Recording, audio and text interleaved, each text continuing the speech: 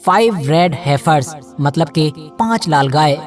पिछले कुछ दिनों से जब भी हम लोग सोशल मीडिया खोल रहे हैं तो हर तरफ ये 5 गाय ही नजर आ रही हैं। हर तरफ इन्हीं की चर्चा है और हर इंसान इन्हीं के बारे में ज्यादा से ज्यादा जानने के लिए बेताब बैठा है। ये सब कुछ होना वाजिब भी है क्योंकि जो कुछ भी होने जा रहा है वो यकीनी तौर पर हमारी दुनिया में एक कयामत खड़ी कर सकता है। तो आखिर इन 5 लाल बच्चियों का मामला क्या है और आखिर यहूदी इन 5 लाल गाय के साथ ऐसा भी क्या करने जा रहे हैं कि जिससे ये माना जा रहा है कि पूरे मिडिल ईस्ट में तो आग लगेगी ही, साथ ही साथ ये पूरा मामला हमारी दुनिया को 3rd वर्ल्ड वॉर में भी झोंक सकता है। आखिर इन 5 गायों का इमाम मेहदी के इस दुनिया में आने से क्या कनेक्शन है और क्या वजह है कि दज्जाल इन 5 गायों की कुर्बानी से पहले दुनिया में नहीं आ सकता है। तो चलिए अपने इन सारे ही सवालों के जवाब आज की इस छोटी सी वीडियो में जानने की कोशिश करते हैं। RH नेटवर्क की नॉलेजेबल फ्रेंड्स, आपको जानकर शायद हैरानी होगी कि जिस तरह से मुसलमान लोग दिन में 5 वक्त की नमाज अदा करते हैं,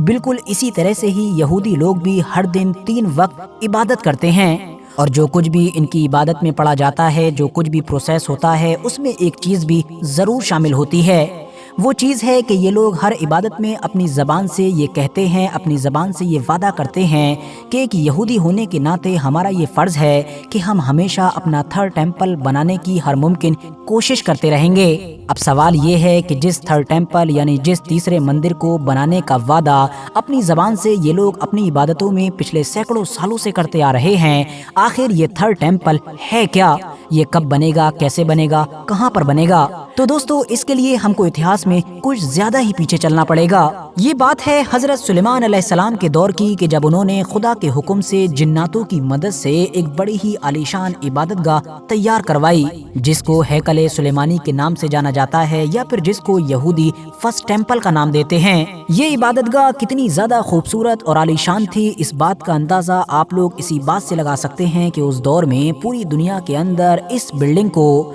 कौमे बनी इसराइल की शान शौकत की अलामत समझा जाता था। वैसे यहाँ पर मैं आप लोगों को ये भी बताता चलूँ कि ये वही हजरत सुलेमान अलैहिस्सलाम हैं कि जिनको यहूदी या फिर वेस्टर्न कंट्रीज में रहने वाले बाकी लोग किंग सोलोमन के नाम से याद करते हैं, और ये उन्हीं दाऊद अलैहिस्सलाम के बेटे थे कि जिनको किंग डेविड के नाम से याद किया जाता है। फिलहाल फिर हजरत सुलेमान अलैहिस्सलाम के चले जाने के बाद हुआ ये कि उनकी ये कौम नाफरमान हो गई, गलत रास्ते पर पड़ गई, गलत काम करने लगी, जिसका नतीजा ये हुआ कि अब इनके ऊपर खुदा की तरफ से बाबुल का एक जालिम बादशाह कि जिसको इतिहास में बख्ते नसर के नाम से जाना जाता है, उसको मुसल्लत कर दिया गया। उसने हमला करके पूरे शहर की ईंट से ईंट बजा डाली। वो 1st टेम्पल के जिसको हजरत सुलेमान अलैहिस्सलाम ने तामीर करवाया था, उसको भी पूरी तरीके से तबाह कर दिया गया। कौमे बनी इसराइल को या तो बड़ी तादाद में कत्ल कर दिया गया या फिर बचे हुए लोगों को गुलाम बनाकर बाबुल ले जाया गया। फिलहाल दौर बदला और फिर बाबुल की वो सल्तनत भी कमजोर हो गई कि जिसने यहूदियों को एक लंबे वक्त से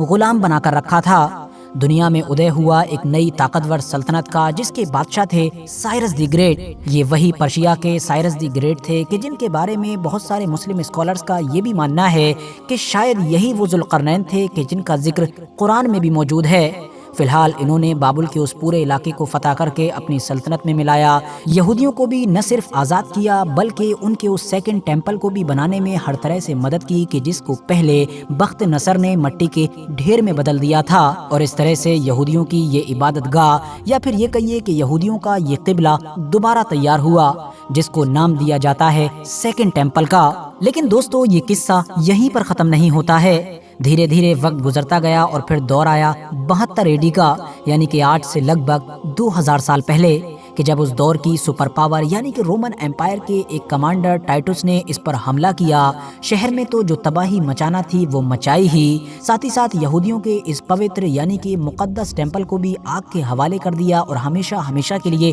खत्म कर दिया। और तब से लेकर आज तक लगातार यानी पिछले 2000 साल से यहूदी लोग अपने उसी टेम्पल को बनाने का बड़ी बेसब्री के साथ इंतजार कर रहे हैं। अब क्योंकि जो हजरत सुलेमान अलैहिस्सलाम ने बनाया था उसको यहूदी 1st टेम्पल का नाम देते हैं, उसके बाद जो साइरस द ग्रेट यानी कि हजरत जुल्करनैन की मदद से बनाया गया था उसको 2nd टेम्पल का नाम देते हैं क्योंकि वो दोबारा में तैयार हुआ था। और अब जब भी बनेगा तो जाहिर है वो तीसरी बार बनेगा, इसीलिए उसको 3rd टेम्पल का नाम दिया जाता है। پچھلے 2000 سال کے لمبے عرصے میں یہودی لوگوں نے الگ الگ طرح سے الگ الگ وقتوں پر اپنے اس مقدس ٹیمپل کو بنانے کی کوششیں تو کی، مگر کبھی بھی وہ لوگ کامیاب نہ ہو سکے۔ لیکن اب ان کو لگتا ہے کہ فائنلی ان کا وقت آ چکا ہے، کیونکہ آج کے دور میں یہودی قوم جتنی زیادہ طاقتور ہو چکی ہے اور جتنا اس کا پوری دنیا پر انفلوئنس ہے، اتنا اتہاس میں کبھی بھی نہیں رہا ہے۔ یہی وجہ ہے کہ دنیا کو بھلے ہی اس بات کی خبر تھی یا نہ تھی، لیکن انہوں نے اپنے اس تھرڈ ٹیمپل کو بنانے کی تیاریاں تو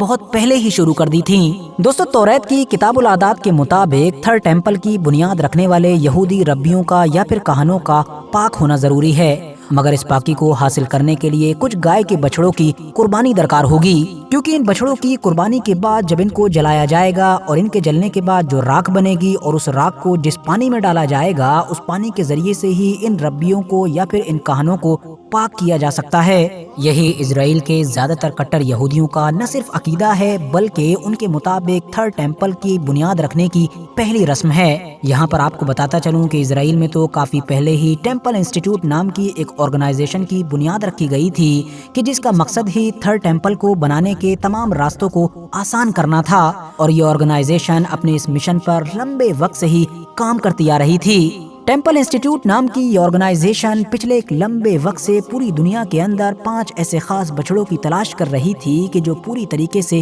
سرخ رنگ کے ہوں، یعنی جن کی باڈی کا ہر پارٹ، ہر بال سرخ رنگ کا ہو، ایون ان کے جو پیر ہیں یعنی کہ کھر، وہ بھی سرخ رنگ کے ہوں۔ لاکھ کوششوں کے باوجود بھی یہ لوگ کامیاب نہیں ہو پا رہے تھے۔ حالانکہ بتایا جاتا ہے کہ ان کو سن 1997 اور 2000 میں اس طرح کے کچھ بچڑے مل بھی گئے تھے، لیکن بعد میں ان بچڑوں کو یہودی ربیوں کی طرف سے ریجیکٹ کر دیا گیا تھا، کیونکہ ان کے مطابق یہ ان شرطوں پر کھرے نہیں اتر رہے تھے کہ جو ان کی کتابوں میں موجود ہیں۔ فی الحال 22 سال کے بعد یعنی کہ سن 2022 میں اچانک سے یہ خبر نکل کر آئی تھی کہ فائنلی ٹیمپل انسٹیٹیوٹ ان 5 بچڑوں کو ڈھونڈنے میں کامیاب ہو چکا ہے کہ جن کو وہ ایک لمبے وقت سے تلاش کر رہا تھا۔ امریکہ کے ٹیکسس علاقے میں ملے ان 5 بچڑوں کو نہ صرف بھاری رقم دے کر خریدا گیا، بلکہ پھر ان کو انلیگل طریقے سے فوراً ہی امریکہ سے اسرائیل کی طرف ٹرانسفر کیا گیا، اور تب سے لے کر اب تک لگاتار ان 5 ہی بچڑوں کو ویسٹ بینک کے کسی خفیہ علاقے میں پالا جا رہا تھا،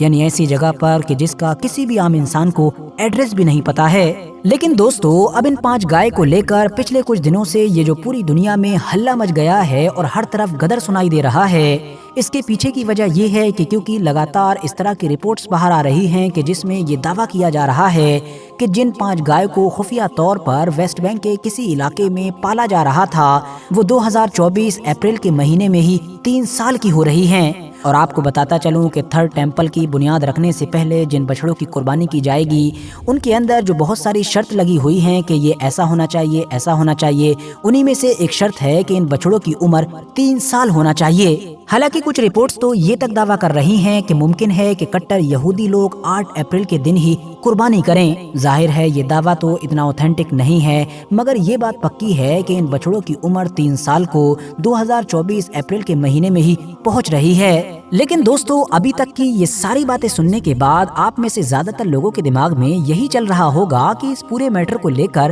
اتنا ہلہ کیوں؟ اگر یہودی لوگ اپنا تھرڈ ٹیمپل بناتے ہیں تو بنانے دو، اس سے کسی دوسرے کو کیا پریشانی ہو سکتی ہے؟ لیکن نہیں دوستو، یہیں پر ٹرننگ پوائنٹ ہے۔ معاملہ یہ ہے کہ کٹر یہودی لوگوں کا یہ دعویٰ ہے کہ ان کا وہ ہزاروں سال پرانا ٹیمپل اسی جگہ پر موجود ہوا کرتا تھا کہ جہاں پر آج کے دور میں مسلمانوں کی تیسری سب سے مقدس مسجد یعنی کہ مسجد اقصی اور ڈوم آف دا راک موجود ہے۔ اب ظاہر ہے اس کا سیدھا سا مطلب یہی نکلتا ہے کہ تھرڈ ٹیمپل کی بنیاد اور مسجد اقصی کی شہادت۔ زائونسٹ یہودیوں کا یہ بھی ماننا ہے کہ توریت اور تالمود جیسی ان کی کتابوں میں لکھی گئی شرطوں کے مطابق ہی تھرڈ ٹیمپل ان کے لیے بنانا اس لیے بھی ضروری ہے کیونکہ ان شرطوں کے ساتھ جب وہ تھرڈ ٹیمپل بنا لیں گے تب ہی وہ اپنے اس مسیحا کو بلانے میں بھی کامیاب ہو پائیں گے کہ جو اس دنیا میں آ کر ان کی قسمت کو بدل کر رکھ دے گا اور پوری دنیا پر ان کی حکومت قائم کروائے گا، کیونکہ ان کی کتابوں میں ان کو یہی بتایا گیا ہے کہ آخری وقت میں آنے والا ان کا مسیحا ہی ان کے لیے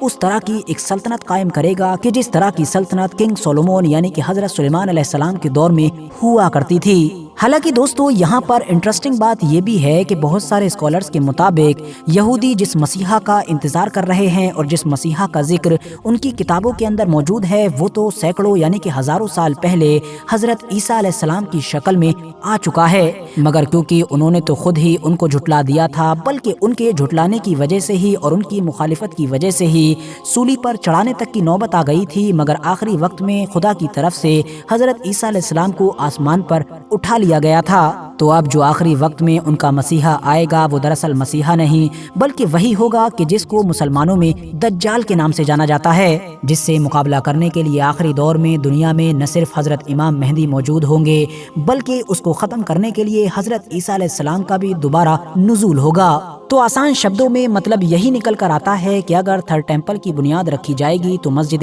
अक्सा की शहादत होगी। शायद यही वजह है कि गाजा में जो जंग हमास और इजरायली आर्मी के बीच शुरू हुई थी उसको बाद में फिलिस्तीन के आम लोगों की नस्ल कशी में बदला जा चुका है, ताकि जब फिलिस्तीनी ऑलरेडी अपने या फिर अपने बच्चों के वजूद बचाने के लिए ही लड़ रहे होंगे तो आखिर वो मस्जिद अक्सा की शहादत पर संघर्ष कैसे कर पाएंगे। बाकी जहाँ तक मामला फिलिस्तीन के अलावा बाकी मुस्लिम दुनिया का है तो उनमें से तो ज्यादातर मुस्लिम देशों की हुकूमतों का ये हाल है कि अगर उनको इजराइल की तरफ से अच्छे पैसे दिए जाएं तो शायद वो खुद ही थर्ड टेम्पल बनाने का ठेका पकड़ लें। आज का टॉपिक काफी अहम है तो मैं उम्मीद करता हूं कि आप लोग कमेंट्स बॉक्स में अपनी कीमती राय लिखेंगे कि जिसका मैं बड़ी ही बेसब्री के साथ इंतजार करूंगा। बाकी आज की ये वीडियो यहाँ पर खत्म करने से पहले मैं आप लोगों से ये रिक्वेस्ट भी जरूर करना चाहूंगा कि आप लोग मेरा सेकंड चैनल कि जिस पर मेनली मैं न्यूज वगैरह ही कवर करता हूँ उसको भी जरूर सब्सक्राइब करें। डिस्क्रिप्शन और कमेंट्स बॉक्स में लिंक मिल जाएगा। बाकी यूट्यूब पर साजिद ज़ुहैब लिखकर भी सर्च कर सकते हैं। ये वीडियो अगर जानकारी से भरपूर लगी हो तो वीडियो को लाइक करें, दोस्तों के साथ जरूर शेयर करें और ऐसे ही वीडियोस आगे देखने के लिए इस चैनल को भी जरूर सब्सक्राइब करते हुए साथ ही में बेल आइकन को भी प्रेस करें।